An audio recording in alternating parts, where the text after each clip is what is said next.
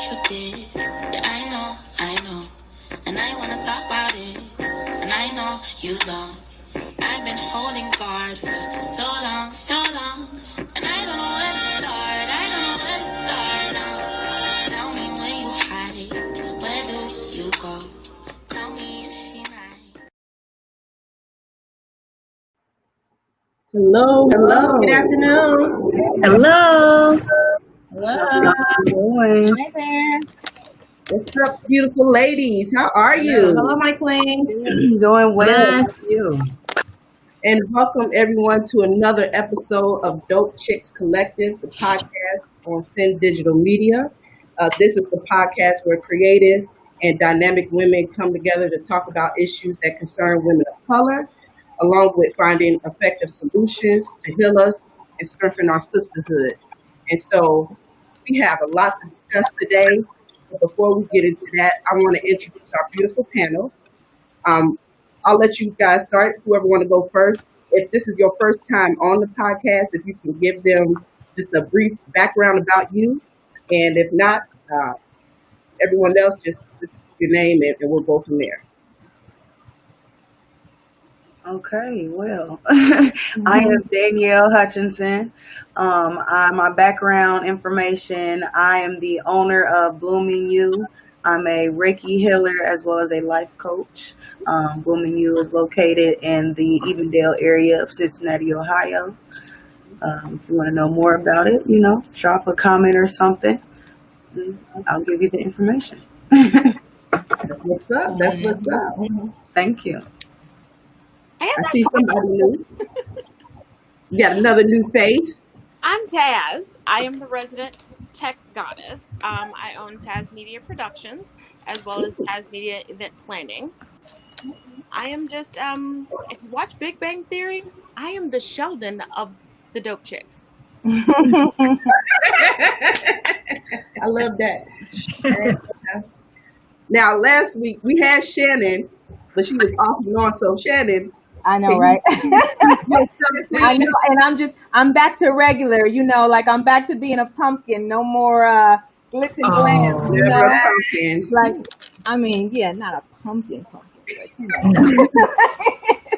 So yeah, I'm Shannon Crutchfield. I'm a local realtor, mompreneur, owner of Blissful Healings in Montgomery, and a philanthropist. And that's it. And we have the beautiful Monique. Hi, guys. Nice to see you all again. My name is Monique. I am a wife, a mom, a blogger, an early childhood educator, and I'm happy to be back on the panel again. So good to have you. And then a lot of you know her from the original Dope Chicks, my cousin. Hello, everyone. Risha's in the building. So she's just joining us today. Yes. Just joining me real quick on the share screen. I don't know. I'm not on her after Whatever.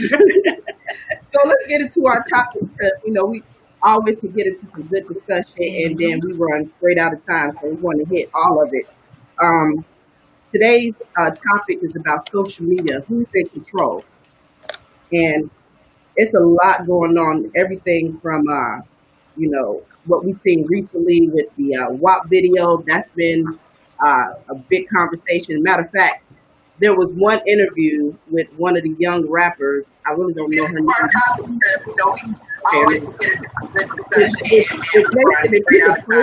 And then I would like to discuss the commentary. Like being like sexual and shit, like I don't see nothing wrong with that because baby, I got 3 kids. And I got these kids from sucking and fucking. At the end of the day, me being a hoe, like these people say, like honestly, I liberate a lot of hoes. You feel me? When I hear Cardi talk about popping some pussy, me and my bitches is with it. Like that liberate us because it's like fuck you, self-respect as hoes. Cause how y'all got self-respect? Like I don't think y'all got self-respect like that. Cause first of all, you supposed to tax these niggas. That's self-respect. Okay, so according to the young queen there, that's what self-respect is. I don't know if any of you ladies can help me make that make sense, but but apparently some influence there is not a lot there. But beyond that, she has a platform. And there's a lot of young people that listen and maybe even agree with that. So what can we say? What do you think? So my thoughts are, that was my first time seeing the clip, but I've seen a lot of the response and reaction to the WAP video. And here's my thing, and I have children. WAP shouldn't be raising your kids. Cardi shouldn't be raising your kids. Right. Nick shouldn't be raising your kids. To put pressure on some of these celebrities to be your kid's role model, to me, is unreasonable. Their job in life is not to be your kid's role model. That's your job. Or if you can be it and be it well, find them one. But when you say, oh, these kids listen, how they listening? Who gets the Wi-Fi? Who paying the cell phone bill? How they seeing it? So if that's what you feel like, then look in the mirror first.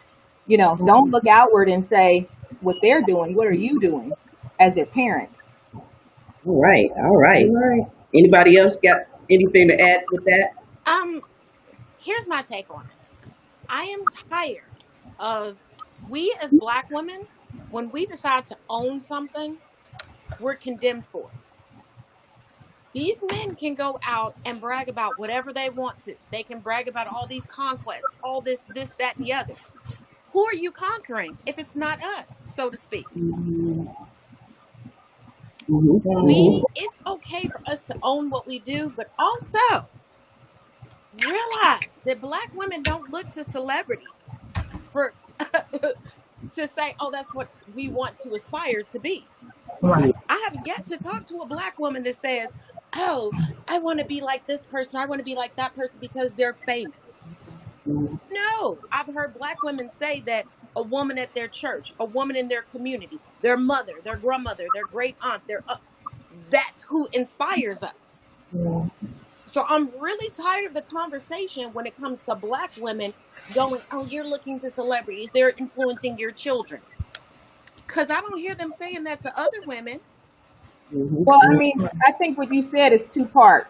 So the part about the men and how men conduct themselves, I think there's been a real big shift in the sexes over the last 10 to 15 years.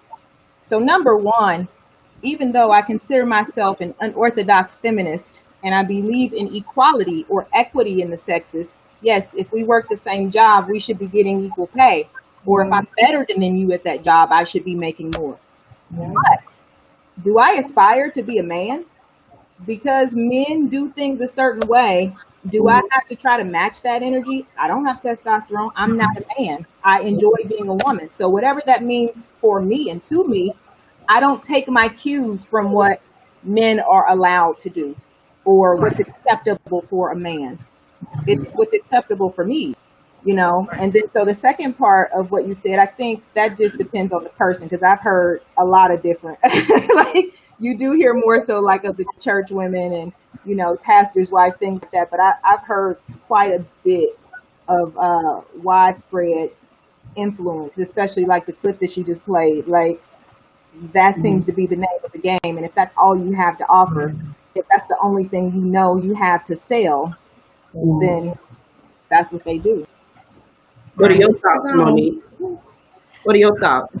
That was my first time seeing that clip as well. It was kind of like in my news feed for a while, but I had not actually watched it.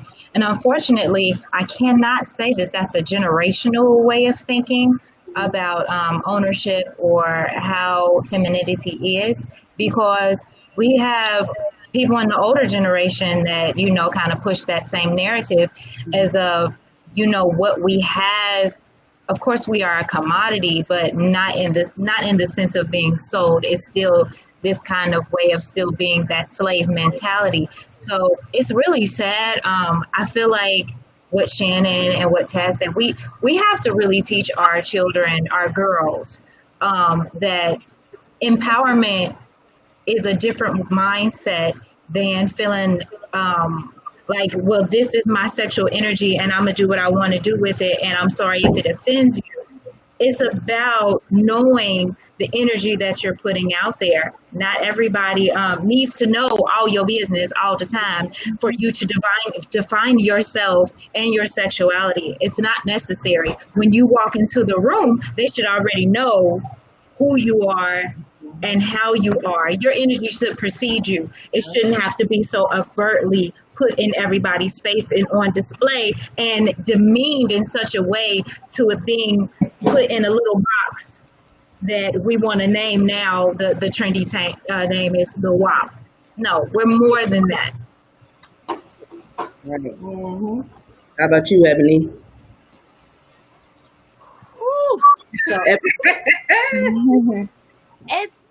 did I say? I agree with everyone. Mhm. Like I said, me being the Sheldon, I pride myself on my intellect. And I hope and pray that my friendships, my relationships, how people see me are based on my heart and my intellect. I know it's not always the case. I used to be a model for very many years. So I know there are people who still know me from that world that just look like, oh, well, she can wear a dress. She can do... And I just wish, and I hope, that's how I raise my daughter. Let who you are as a person speak for you.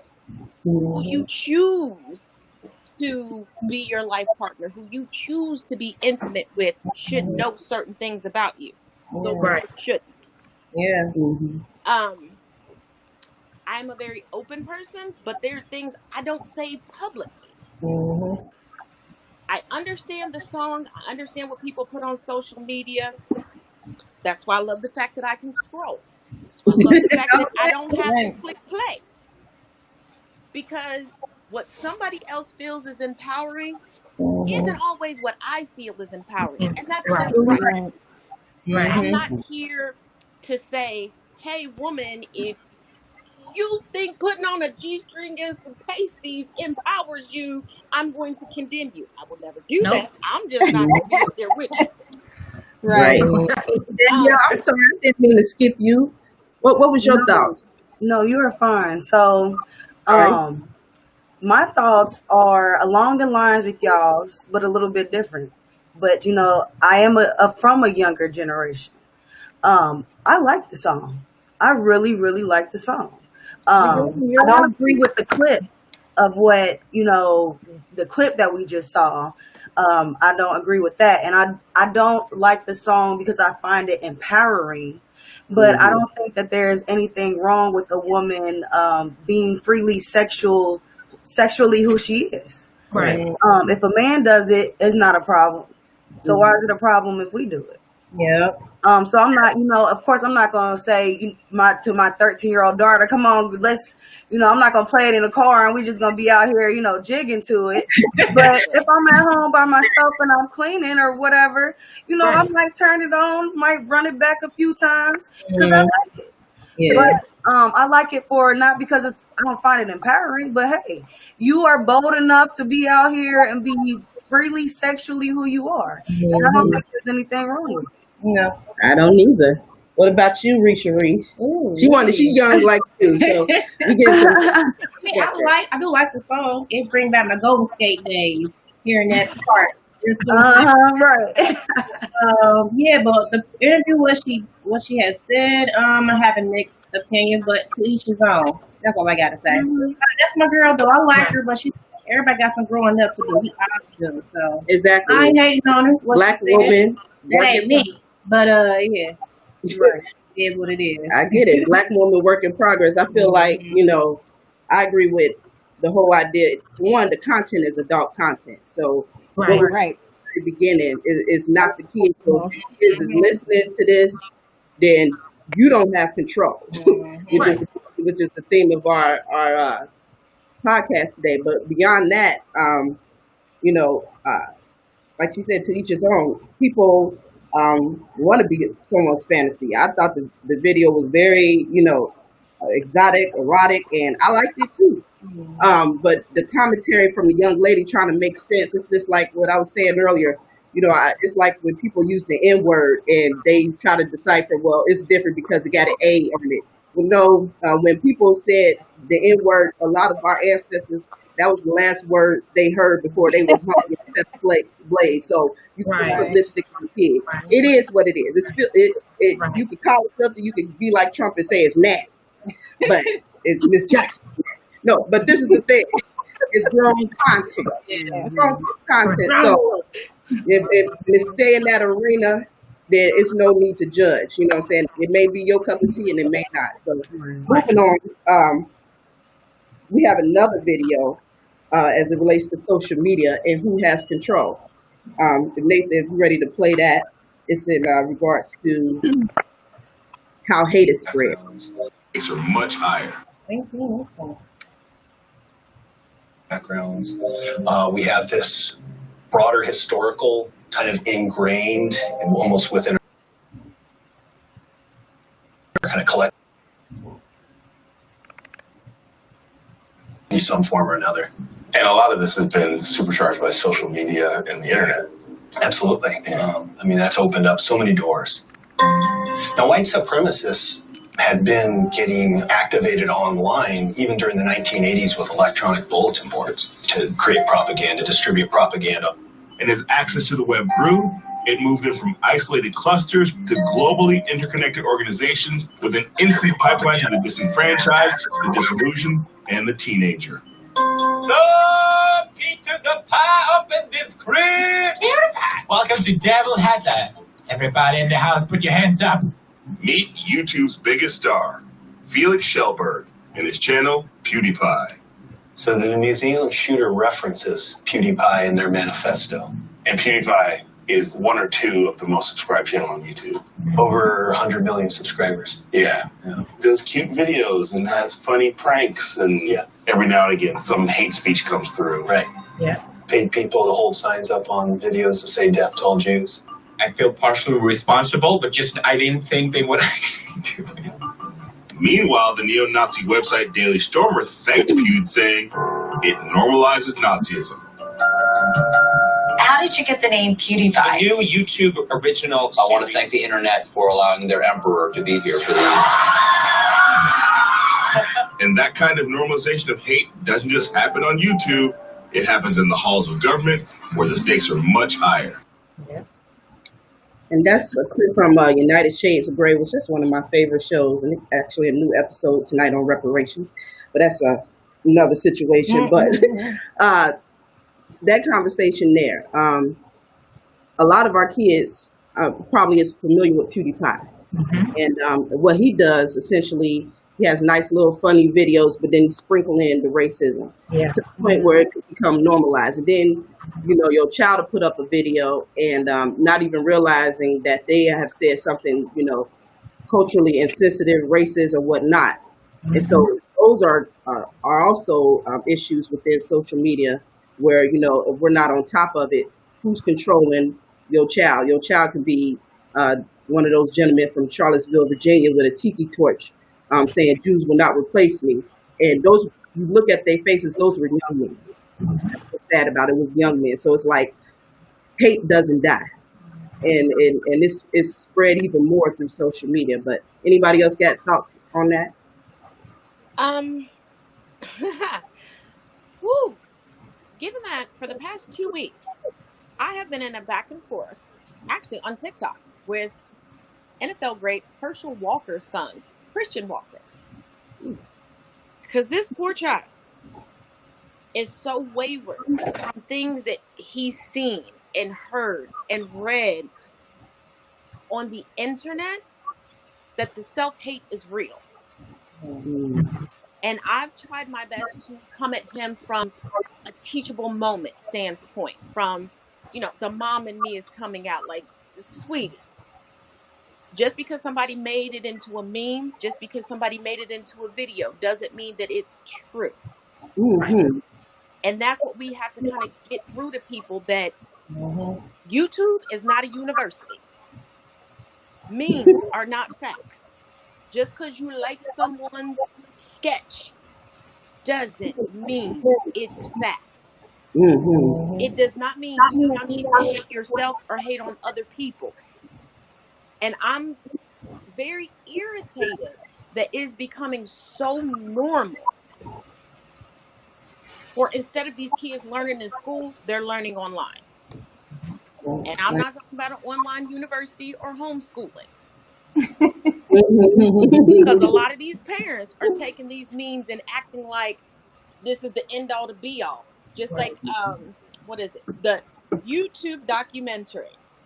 And I mean that with all the sarcasm I can fathom out of my spirit. The Fall of Cabal. Y'all, don't even waste your time on it, okay? They don't even understand science. And so many people are now following Trump because of this documentary that is full of falsehoods. But as much as we have at our fingertips now, and I know all of us are old enough to remember the Dewey Decimal System, having to go to the library, Encyclopedia Britannica.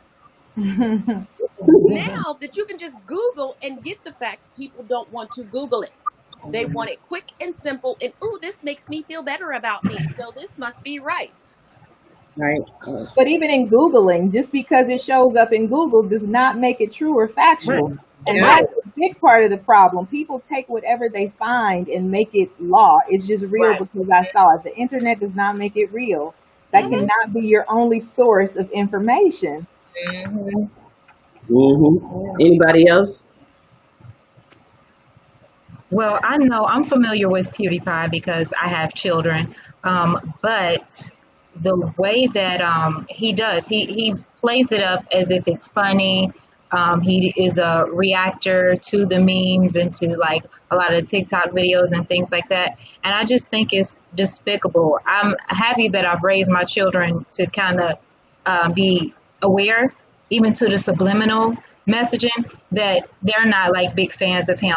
And also in my house, when it comes to social media, we watch YouTube on our television. We're not watching it on the computers in our rooms. We're not on our phones.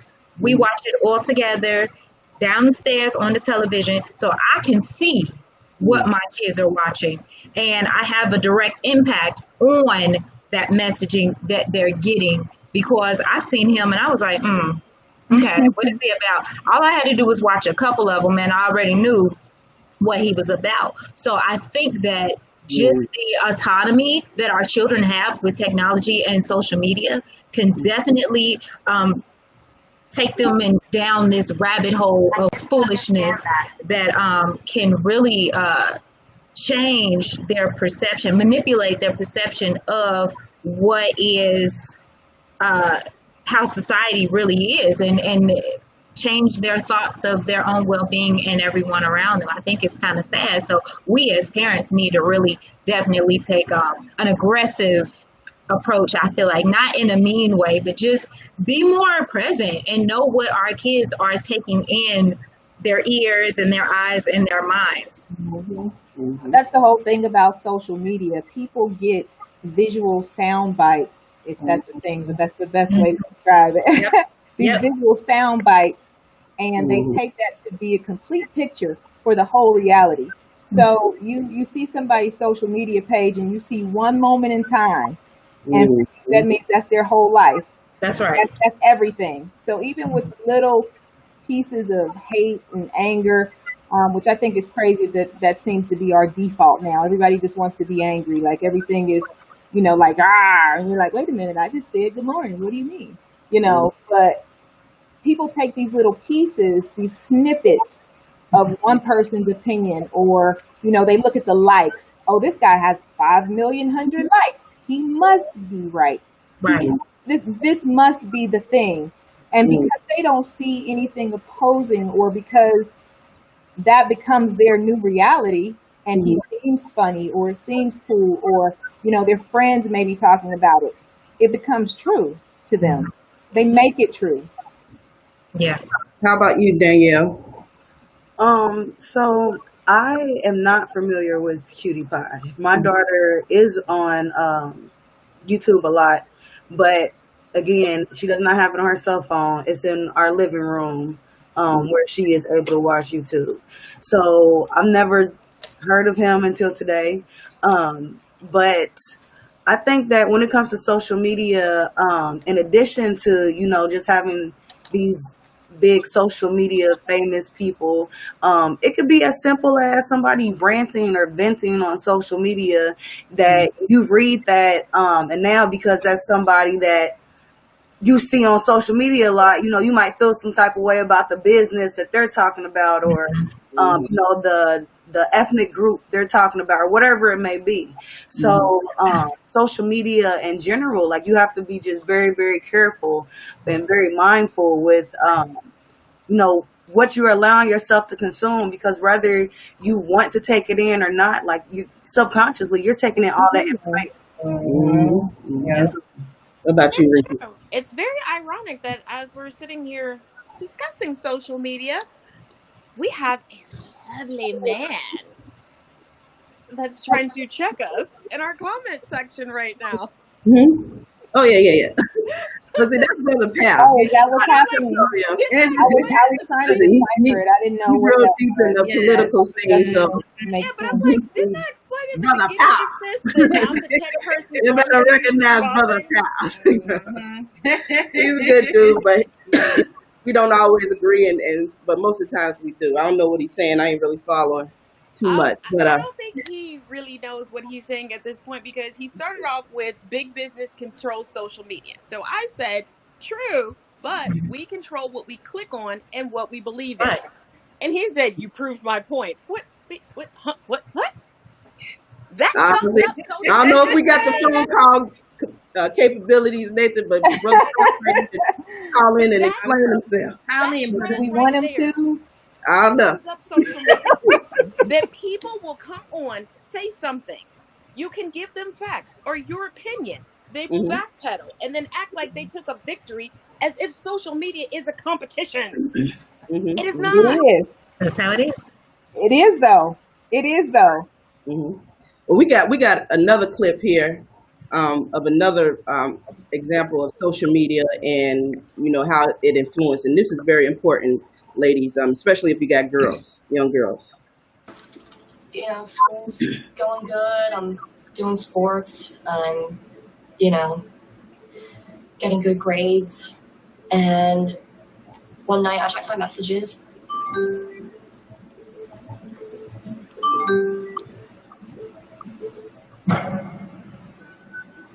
He showed me the picture of my friend and I flashing our chests. Getting a message saying that he had this picture of me was terrifying.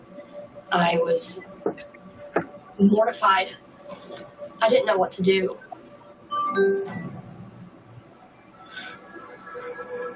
He basically told me, I'm not afraid to send this picture to all your friends. At first, I didn't want to believe him, and I argued with him. I said, that's not true. And he proved to me that he knew my friends and sent me pictures of them. And that's when it hit me how serious that this was going to be. But Captain Obvious isn't finished with Sam yet. Now he's forcing her to log on to a streaming site to expose more of her body.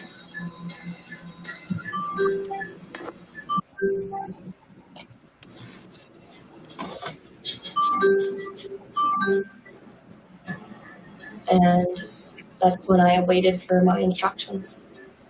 He told me if I didn't comply, that he was going to ruin my life.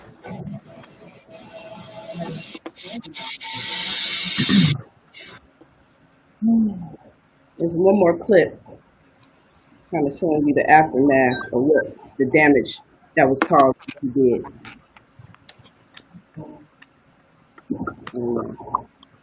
But while he's setting that up, basically that's a form of what they call blackmail, and now it's a legal name. It's called sextortion. And basically, these girls are like 12, 13, just when they're starting to like, boys and everything else, they trick them with a little, picture of somebody they age that looks really cute, and they just like, and this person is complimenting them, everything else, and they thinking like, oh, this is a cute new guy, might be my little boyfriend or whatever. He asked him one day, like, hey, lift up your shirt. You know what I mean? It's just like, okay. And all the while, he's recording. I think he's about to play it. Okay. 13-year-old Samantha Chauncey is being sexually abused by a stranger online. Being 13 and stripping in front of the camera and having somebody that I don't even know see every inch of my body took something away from me that night.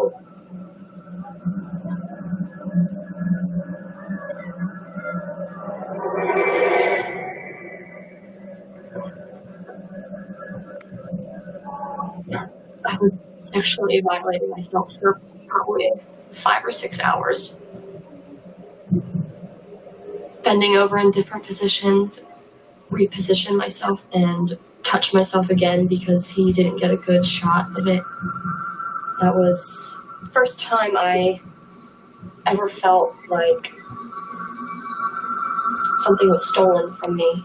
And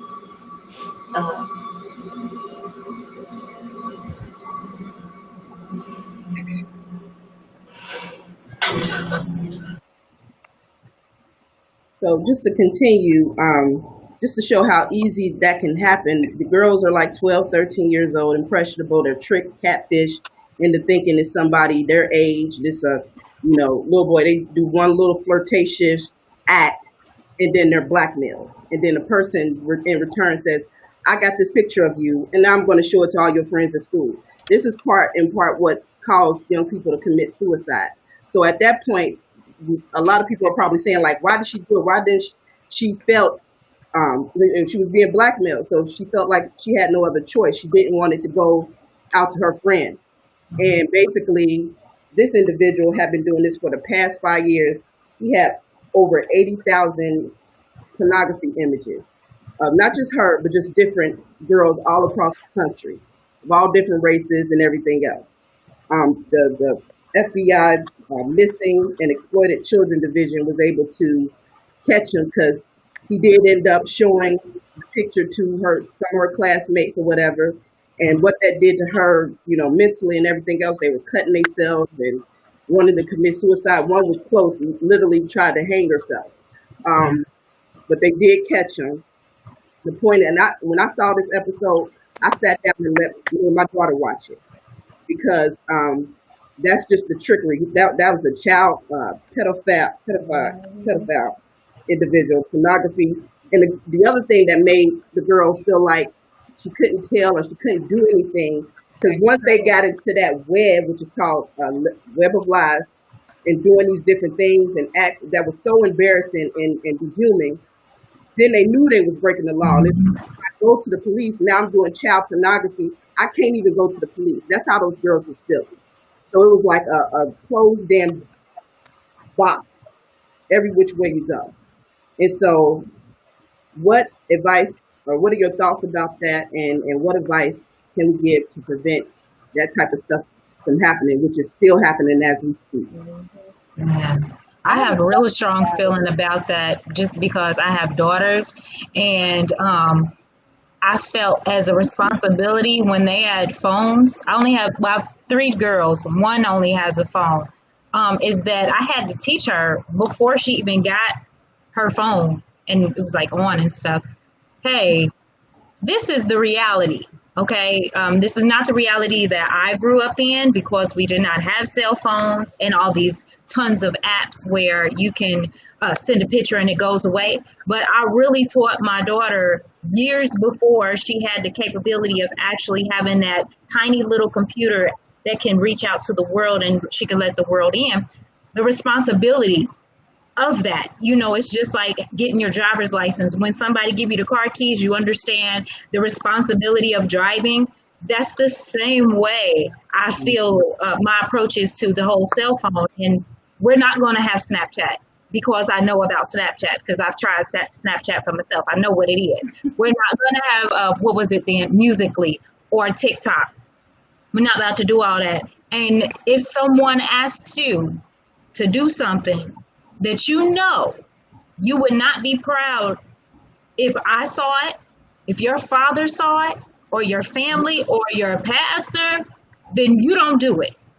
And you make sure that you don't keep material on your phone that if I saw it, I'm going to have something to say and I'm going to tear up the house. So I think it comes with a level of responsibility when we hand our children these devices, that they understand what they've opened themselves up to. It's a different time with all of this. It really is. I'm sorry. I just felt real strongly about it. You go ahead, Shannon. Yes.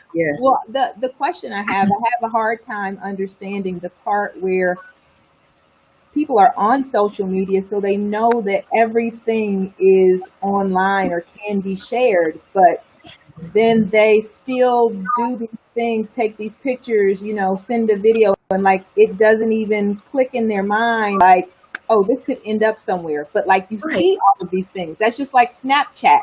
Like a friend told me about Snapchat one time, and I was like, this was, some time ago, but I was like, all right, I don't get it. What's the point? And he's like, oh, people send, what they send. And I was like, yeah, but you still can screenshot it. He's like, no, it just lasts for a few minutes and then it's gone. And I'm like, but if I screenshot it, I still have it. And he's like, but it'll tell them that you screenshot it. Does it matter if I have it? It's done. Like, It's done. So like, I don't get why, I don't get that piece of it. Who is doing random spot checks on their kids' stuff? That's what one of the I do that. on the chat is asking. Tracy Shanahan. My children are now grown, but when they were younger and under my roof, I have parental controls on everything. And I'm going to give you all a little tidbit. Don't put the parental controls in after you gave them the device. Right. Before you give them the device, do it then. Yep. If they don't think about it, they are not going to go in and try to see if there are parental controls on it or anything. And it may or may not have been legal. So for legal purposes, this is a joke. I would hack their phones from time to time. You paid for it? Okay. Hey, I'm just saying. Yeah, that's Tracy from Cincinnati. That's my girl there. Safety precaution. A lot of my friends and family have me friend their children on social media because people tend to forget that I'm on their friends list. Mm-hmm. And any children watching, I snitch. Okay. But anyway, I do random spot. I don't have any kids, but I check on my little cousins, my niece, all that. It take a village, so I don't be on that. Yeah, I do. She helped me out. Like, hey, you better look what because my kids, they do have a YouTube channel, and my daughter, like she really gets it. I mean, she understands about like, hey, mama, I need merch, and she already, just from watching YouTube as much as she do, just like, hey, hit that notification bell. I mean, she knows all the lingo media for the channel to really be successful, and they got viewers and stuff. I have to be consistent, but I was editing, monitoring everything, all of that. And even, when I have the time, which I don't know to be, what I'm saying, really develop things and then make it more educational as well, because their viewers were actually, of course, they're their peers, but even babies, like my little cousin, she's 4 or 5 years old, and she just looking, and she goes to the channel because that's her family. You know what I'm saying? So it's like it's important. Like, let's do something where we're teaching kids how to read or do whatever. You know what I'm saying? Just something educational that's fun, and you can do that too. So let me. Anybody else want to chime in? So my daughter is a huge gamer, The whole headset, pay for the Xbox Live for the year. Mommy, I need more V-Bucks. Like it is real. So she wears the headphones. friends, and when she's playing the game, and you can hear she's always playing like Fortnite or something like that, and I can hear her conversations, and I'm always like walking through like, so who are you talking to? And sometimes I'm like, well, let me get on, let me talk to whoever you're talking to, so I get on and talk to her friends or whatever. And sometimes she'll just like have it out loud and don't even have the headphones in. But I was an investigator with Children's Services for 2 years. So I am very, very strict when it comes to her with like social media. Only thing she has is a TikTok. There's no Snapchat. There is no YouTube on your phone. I just let her have TikTok because she dances. But I also told her, I said, hey, there are men and women that will post a picture posing as a child, and they will try to, ask for your address, ask you to meet up. So we have those type of conversations, and there are apps. I'm going to tell you because I have one here.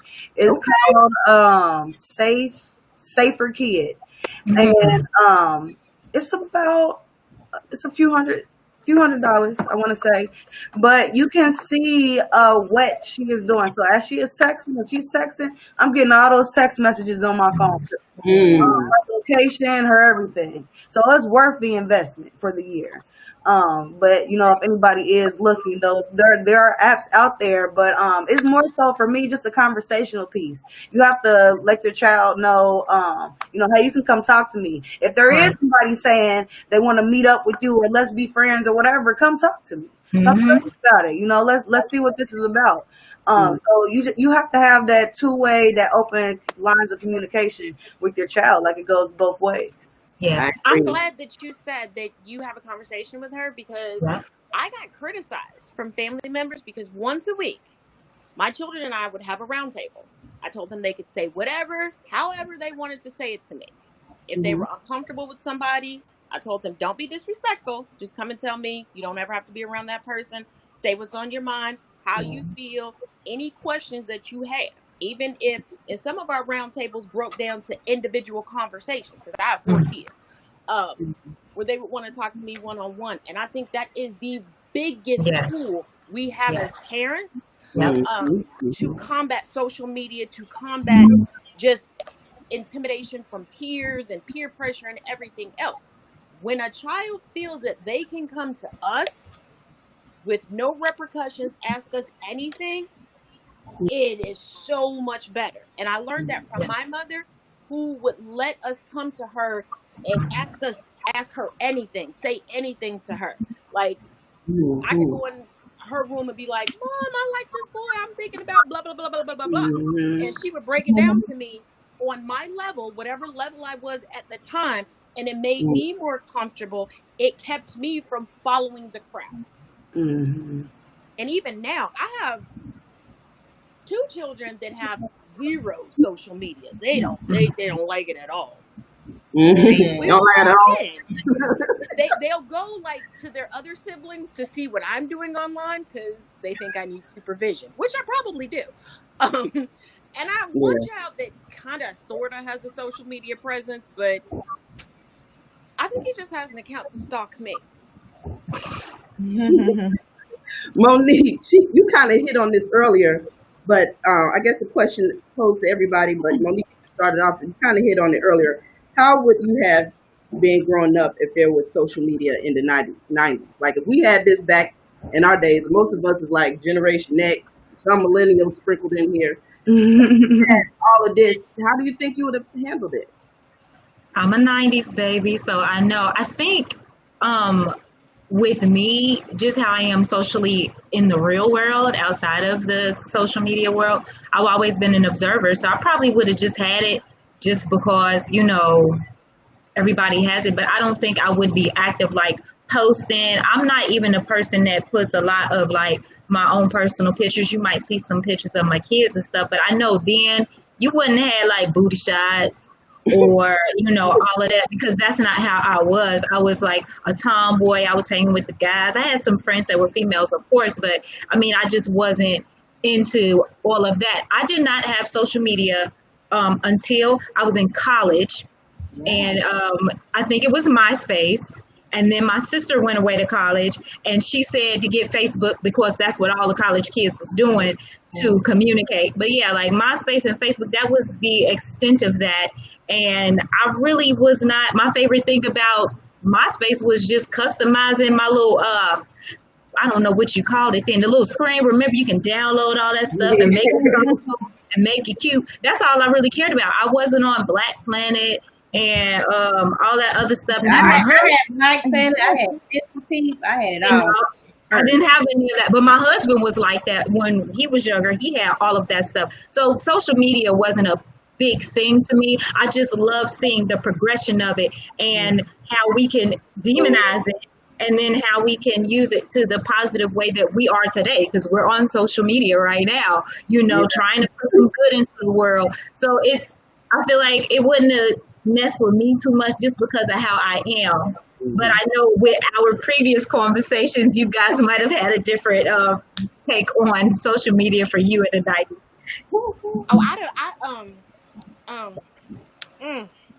Let's just say I wasn't that smart in my 20s. I'm smart now. So yeah, my social media would have been like, I'm gonna be honest, it would have been the WAP video. I'm on every social media platform. I mean, given what I do for work, I kind of have to be. But there isn't a social media platform that I'm not on. So me, young and dumb, with a camera, and I think I'm cute. Tell the truth. Tell the truth. It would have been. That's why I can't criticize. That's why I try to use certain things as teachable moments. When I see certain young girls put certain stuff online, and I'm like, okay, sweetie, you might want to take this down. And me and one of my brothers from another mother had to have a teachable moment with a young lady 2 nights ago because she put up a video that was very disparaging to her. And privately, we spoke to her, got her to take it down and explained to her, like, you don't want to do that. We're not judging you because if we were your age, we probably would have done the same thing and probably far worse because we were stupid. But learn from our mistakes. And I'm so glad I did not have social media in my 20s because, I was a heathen, okay? Just saved and sanctified now, but I was a heathen. I say all the time, I am a sinner. Shannon, what's your thoughts? If we had social media when I was growing up, it would probably mimic how my childhood was without it, because my parents, my dad wouldn't have been having it. And my dad was very strict. So even if I thought that if I posted the wrong thing and he could see it, or if Miss Johnson saw it, or one of my mom's friends from work saw it, or one of my aunts saw it and it was going to get back, nah, that would have been enough for me. I wouldn't give a damn about likes or nothing else. I mean, I don't now. And even growing up, I wasn't, I was just in my own world most of the time. So I knew what the boundaries were and the restrictions. I mean, when I got to Walnut Hills coming from Burton Elementary, I got a crash course in skipping school and things like that. But outside of that, I didn't do too much because I had to go home and deal with my daddy. So that was enough of a deterrent. That was it. What about you, Danielle? I mean, you're young. This is your generation now. I don't know what. So I started off with MySpace. Okay. And when I got on there, I just wanted my page to be pretty. Like you were talking about. That's it. I just want to have my music, my dazzle, whatever I had going on there. I hate social media. I absolutely hate social media. It's time consuming if you get caught up in it. The majority of the time, I'd say 85% of the time is not positive. And I just don't like it. The only reason I have it is because I kind of have to with the business, because that's the times now to promote, and that's kind of how people communicate these days. But I actually just created my Facebook maybe around January. Okay. You a baby. Like I had one like when I was in college and whatnot, but then I deactivated it because and then I didn't have one for like years. And then I just created it because I needed it for the business. Yeah, if it was up to me, I would not be on social media. I do not like it at all. All right, we're getting close to the end, y'all. Probably like another 10 minutes. So real quick, today's youth under the social media influence, like from a scale from 1 to 10, how much do you think social media influence are you today? A whole lot. Oh, Lord. 10. 10. 10. 10? Yes. They'll listen to social media before they'll listen to you. TikTok, Right. all One that. is experiencing something, and they'll be like, but I saw a post, so I know this is true. Right. Look at how many people don't want to wear a mask from 0 to 80 because social media told them they didn't have to. Right. We do have a quick question from a TikTok viewer. We are streaming on TikTok as well. Okay. And they said, they have a question for the ladies. They said, how do you ladies deal with negative comments on social media? How do I deal with negative comments? I destroy you. No, really. You do. I am wordsmith in a sense, and if I got my thoughts, I will destroy somebody, really. But I'll do it in I guess I'll say a nice, nasty way. But other than that, but then, I don't want to go down a rabbit hole with these people either. Like, I'll cut you and then I'll leave. I can't go back to school. I got For too real, much time on my hands. That person, I just told a person just recently, like, you're not even that important.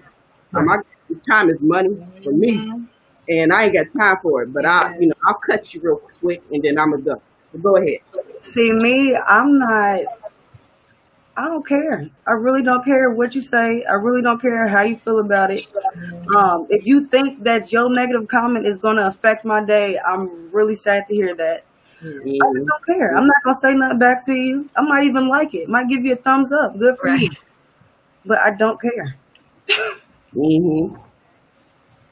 Anybody else? I've not had any negative interactions on social media, but I'm quite sure if I did, I would still live. I'm going to be okay because I don't know you. Most of my social media, like really on my Facebook, if you go on there and you see how many followers or people I know, I don't really have a lot of people that I don't actually know. So I think that is a way that I kind of don't really have a lot of negative stuff. I know you in real life on Facebook if we're friends on Facebook. But even like with Instagram, I mean, hey, I don't know you. I don't care. You don't pay my bills. I don't have to lay next to you. I don't have to take care of you. So God bless you and be well. Keep pushing. Yes, sir. I see my girl, attorney Diana Bailey. She used to be the president of the Black Lawyers Association, giving us a shout out. And one of her comments is either she delete or she do that. Clap back. Yeah,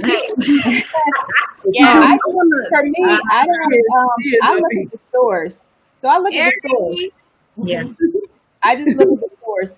And, depending on who the source is, like, of course, if it's somebody I don't know, the first thing I want to do is go look at their page. Like, who is saying this? It gives me a bit of reverence, but for the most part, I mean, it depends on what mood I'm in. So, and what they say, you know what I mean? So if it's somebody who is just a negative person who's always nasty, it's just like, pray for you, have a wonderful day. I guess you just, in your feelings again. And then if it's another day where, it could be the same person, but if it's another day where I'm in a different mood and I feel like verbally annihilating you, I will. Because, I can hurt your feelings without having to use a curse word, without having to. There you go. Nasty. And it'll be like, it's like somebody calling you a bitch with a smile on their face. You know what I mean? It's kind of like that. So it's like, it depends on the mood, but most of the time I try not to give it too much energy or just consider the source, because everybody's not even worth a comment. Not worth perfection. I get mansplained. If it's somebody who actually needs correction, I'll give it to them, But I realize Shannon is on my page. So a lot of people are saved because I don't want to say certain stuff in front of Shannon. I mean, you Like, I saying want that, to cuss so you I out, but mean, Shin is going to scroll past this, and I don't want her clutching her pearls. Well, what is wrong with oh, I Taz don't today? clutch the pearls on your page. Crazy. I just want to say that right now. You got me weak over here. But Shannon is like the moral compass. Like you can definitely get pearls of wisdom. Last question. Yes, I appreciate it. Are we more connected or disconnected as a society? And do you have a digital disconnect with your young people, or were you able to adapt?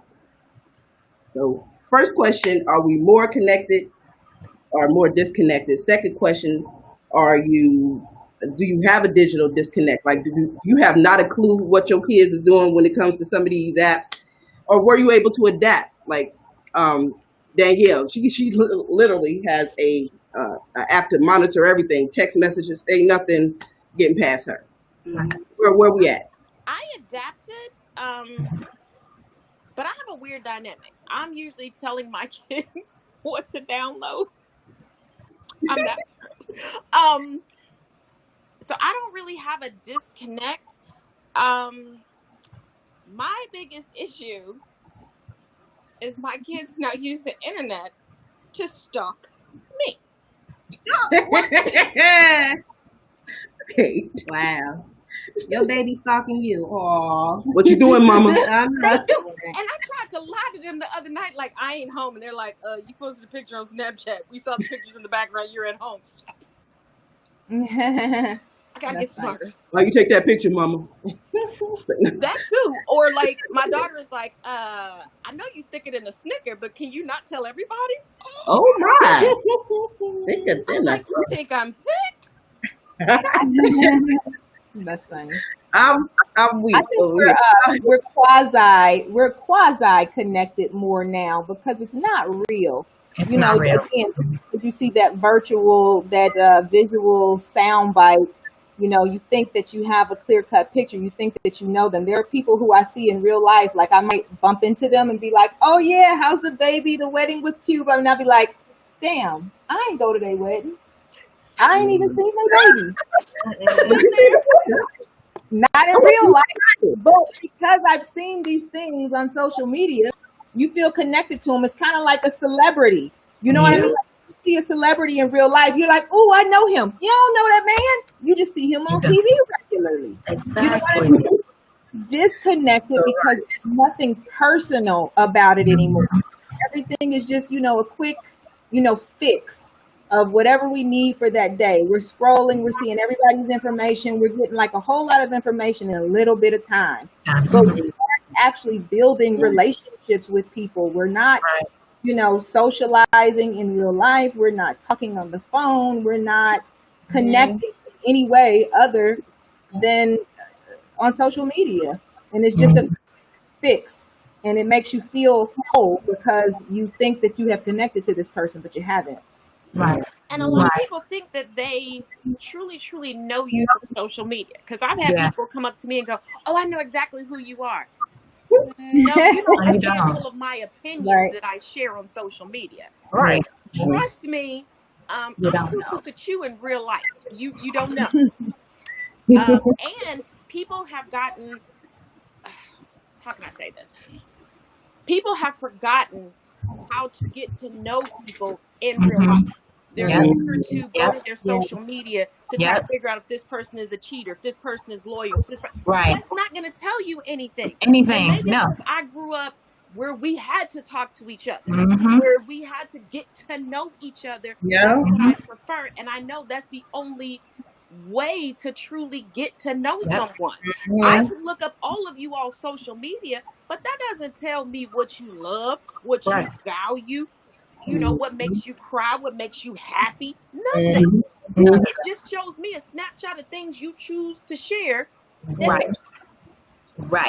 Monique, real quick, we're running out of time, and get you into I'm not disconnected as far as with my kids going on. Like you ladies said, I do keep an open dialogue with my children, so we talk and I know what's going on. But with that interpersonal relationship, I think that we've been impacted heavily because of all those points that you ladies said. We don't know how to truly connect. And people only show the best parts of their lives. Sometimes they might show you some of the nastiness that's going on, but usually the Instagram thing, that's all filter, boo boo. It's not real. So when we see each other in real life, we don't even know how to be. Like a conversation that we had a couple weeks ago where Shannon was saying she was in the store and the young lady didn't even know how to get by. She didn't know to say excuse me when she walked past someone. So those little bitty nuggets that we don't even have, because on social media you don't have to say excuse me. I can say whatever I want, how I feel, and I don't care how you say it. And I'm being unapologetic about it. But if you was in my face, would you? No, you wouldn't. People don't know how. People don't know how to be real and connect with people anymore. I like the way you put a seal on that one. That was the truth right there. What about you, Danny? I was a little nervous. I feel like as a society, like, yes, there is some disconnect because of social media, especially with like the younger generations, our children. I'm afraid, they're going to get to a point where they're all in the same room. I kind of had this conversation with somebody yesterday, but where you all in the same room, but you don't know how to talk to somebody. So like this. You're texting them, or you writing them on Messenger or whatever that is, however you communicate. Because they're just afraid. They're afraid to use that voice. They're afraid people don't want to hear them. But on social media, everybody hears you because like you can just say whatever you want to say. And they don't have that same confidence. Right. That's what it is. Go ahead, Marie. Not just the younger generation, because I know somebody who's a full decade older than me, and I told them this during their nightly. They'll be in my face for hours. As soon as they leave me, I'll get a text with them telling me something that bothers them or that hurts them that I could have sat face to face and helped them. We could have talked it out. But they leave and then want to text me. I also had a friend since high school that would beg me to go out with her. And I really don't like to leave the house. And then she'd sit there and the whole time text me and text other people that she asked to go out. Don't you hate that? And I'm like, I'm right here. Put that phone down. What about you, Marisha? Real quick. Woo! Oh shoot! I mean, I do feel that way. Is it a disconnect? It is a disconnect. Are we connected? We're not connected. It is a disconnect. Even when we as a family, everybody just on their phone instead of just getting to know one another and everything. It is a distraction. Everybody just on their phone instead of just right here in the present. Just get your phone sometime and just enjoy the moment. Live it. So all phones is not always important. Just wait till after, and it is what it is. And your cell phone is the most germy thing device around because we damn near take it everywhere. So put the phone down for a second. Let's get reconnected. So we are at the end of the show. We done ran the clock all the way down to the way. You know what I'm saying? But it has been an absolute pleasure to be with you ladies this Sunday, and everyone that joined us and will join us tuning in later on. Thank you so much. I hope that you enjoyed it. And Self-Care Sunday. Self-Care Sunday. Dope Chycks Collective. Hey. Danny Blue, we love you. Love you. And don't forget to like our Facebook page.